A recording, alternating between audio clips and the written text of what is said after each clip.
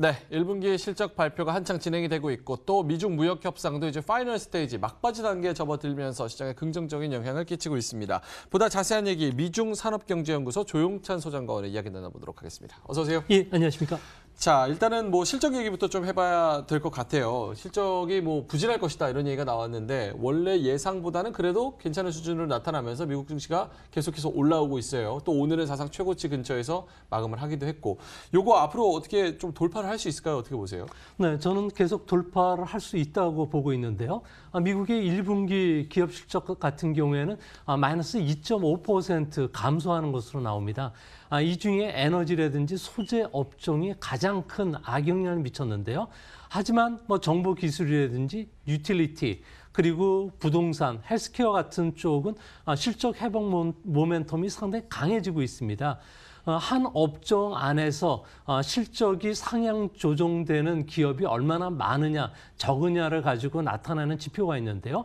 이를 리비전 인덱스라고 합니다. 리비전 인덱스를 보면은 정보 기술이라든지 헬스케어, 일반 소비재를 중심으로 해서는 계속 실적들이 상향 조정이 되고 있는데요.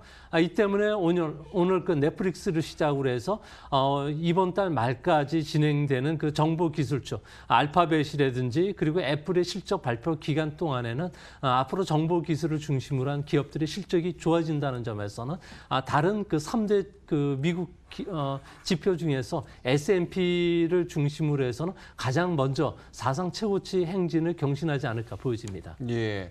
자, 그러면 변동성 지수, 빅스 지수라고 하죠. 반도체 지수 요거 두 개를 가지고도 좀 전망을 해볼 수도 있을 것 같은데 특히나 반도체 지수 같은 경우는 우리나라와도 직접적인 연관이 있기 때문에 잘 눈여겨보는 지표이기도 하잖아요. 이 두 개를 놓고 봤을 때도 같은 전망 그대로 유지가 되나요? 네, 그렇습니다. 현재 미국 같은 경우에는 시카고 옵션 거래소에서 빅스 지수를 산출하는데요. 현재는 12.2 정도까지 떨어져 있는 상태입니다. 지난해 10월 달 수준까지 떨어져 있는데요. 떨어짐과 동시에 미국 상품 선물 거래위원회가 밝히는 순매수 잔고는 14만 장 정도에 불과합니다. 역대 최저 수준까지 떨어졌기 때문에 외부 악재에 의해서 빅스 지수가 올라가더라도 매도 물량이 그렇게 크지 않다는 점에서는 그렇게 우려하지는 않으셔도 될 것으로 보여지고요. 필라델피아 반도체 지수 같은 경우에는 지난 4월 3일 날 사상 최고치를 경신을 했습니다. 이제 앞으로 5G와 관련된 보급이 앞으로 확대가 될 것으로 보여지는데요. 이 때문에 5G와 관련된 경제 효과가 2035년까지 최대 12조 3천억 달러까지 늘어날 것이라고 합니다. 세계 각국이 이제 5G 주도권을 잡기 위해서 경쟁적으로 투자를 늘릴 것으로 보여지고요. 우리나라 같은 경우에는 5G 생태계 구축을 위해서 30조 원 정도로 투자할 예정으로 있기 때문에 5G와 관련된 반도체 수요가 계속 늘어날 수 있다는 점은 앞으로 우리나라 반도체 관련주에도 호재가 되지 않을까 생각이 됩니다. 예. 자, 우리나라 반도체 기업으로 좀 살펴보면요. SK하이닉스, 삼성전자 같은 경우는 특히나 삼성전자 같은 경우는 D램 가격, 낸드 플래시 가격 하락하면서 이번에 영업이익 쇼크 나왔잖아요. 60%가량 줄어들었다. 전년 동기 대비해서. 요거는 좀 반도체 수요와 그리고 반도체 가격 회복을 생각해 볼 때 언제쯤 좀 반등을 할 수 있을 것으로 생각하세요? 네, 반도체 지수는 경기 움직임과 관련해서는 항상 1년 정도 선행을 해왔는데요.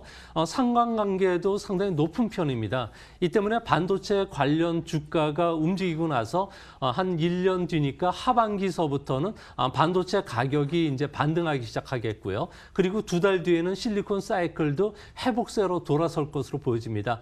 저는 반도체와 관련해서는 슈퍼 사이클이 끝나지 않았다고 보는 사람 중에 하나인데요. 네. 이같이 보는 근거는 미중 간의 기술 패권 전쟁이 이제 본격화되고 있기 때문에 그렇습니다.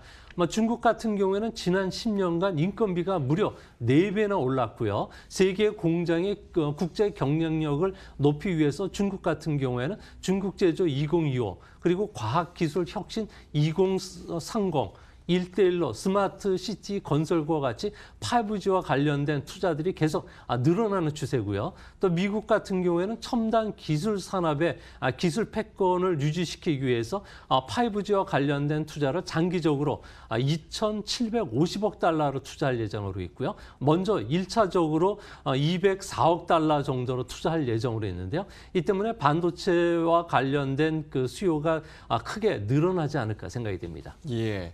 자, 미중 무역 협상 얘기 좀 해보도록 하겠습니다. 타결이 임박했다 이런 헤드라인이 나오고 있는데 요거 믿어도 되는지 그리고 만약에 합의안이 지켜지지 않는 경우에는 어떻게 진행이 되는 건지도 궁금해요. 네, 현재 미중 간의 무역 합의는 거의 골대 수준까지 골을 몰고 간 상황으로 보여지는데요.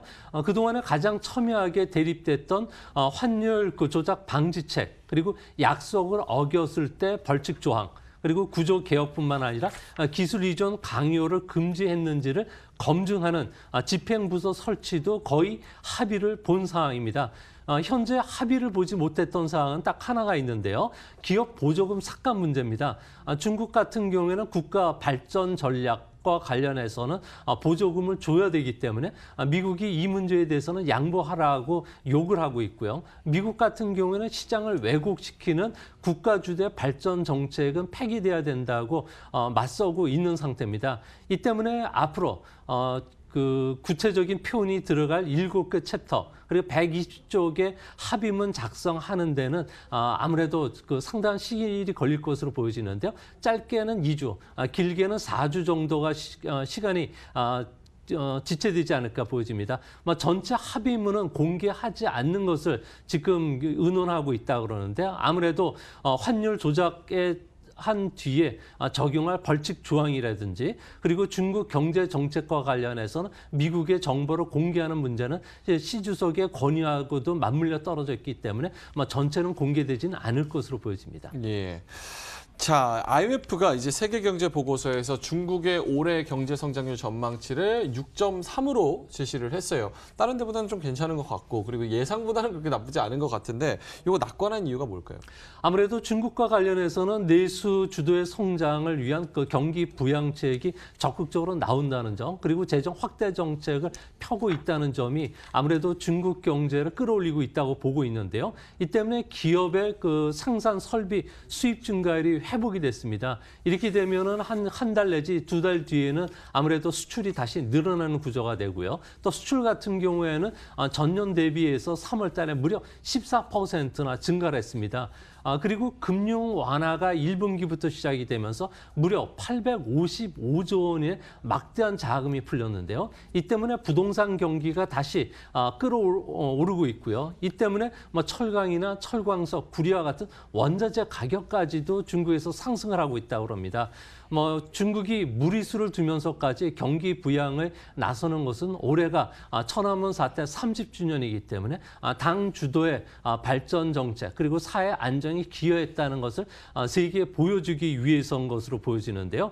이 때문에 미중 무역 갈등이 봉합이 되면 앞으로 중국의 성장은 좀 더 빨라질 가능성이 있지 않을까 보여지고요. 다만 하이테크와 관련된 산업과 관련해서는 미국의 견제 때문에 하이테크와 관련된 그 대중국 수출 품목들이 소재나 중간재, 부품 같은 경우에는 아무래도 내수 소비 증가에 따른 내구재보다는 그 수출 증가 속도가 좀 둔화될 가능성이 있다는 점은 꼭 참조해 주시기 바랍니다. 예, 전 세계적으로 봤을 때 금리를 인상하냐 인하해야 된다. 이 부분에 대해서도 의견이 분분한데 그만큼 경기 평가에 대한 좀 전망이 엇갈리는 것 같아요. 지금 현재 경기, 세계 경기를 어떤 상황으로 평가를 하고 계시고 이거 어떻게 앞으로 진행될 거라고 예상하세요? 네, 세계 경기와 관련된 선행 지표 중에서 가장 상관관계가 높은 지표가 OECD 경기 선행 지수인데요. OECD 경기 선행 지수 같은 경우는 2017년 11월을 피크를 치고서 지금 하락 추세에 있습니다. OECD 경기 지수 같은 경우는 평균적으로 35개월마다 한 번씩 순환을 하게 되는데요. 현재는 그 기준선을 깨고 마이너스 들어가는 경기 수축 국면에 들어가고 있습니다. 하지만 과거 그 평균을 봤을 경우에는 그 2월에서 3월 정도가 경기 바닥을 쳤을 가능성이 있고요. 또 그런 측면에서 봤을 경우에 2020년 4월 달까지는 한 그 1년 이상 세계 경기는 확장 국면에 들어갈 가능성이 크다는 점에서는 경기 민감주와 관련해서는 좀 더 관심을 두셔야 될 시점이 아니겠는가 이렇게 보여집니다. 예, 알겠습니다. 지금까지 또 하나 더 할까요? 예, 자 지금까지 미중산업경제연구소 조용찬 소장과 함께했습니다. 오늘 감사합니다.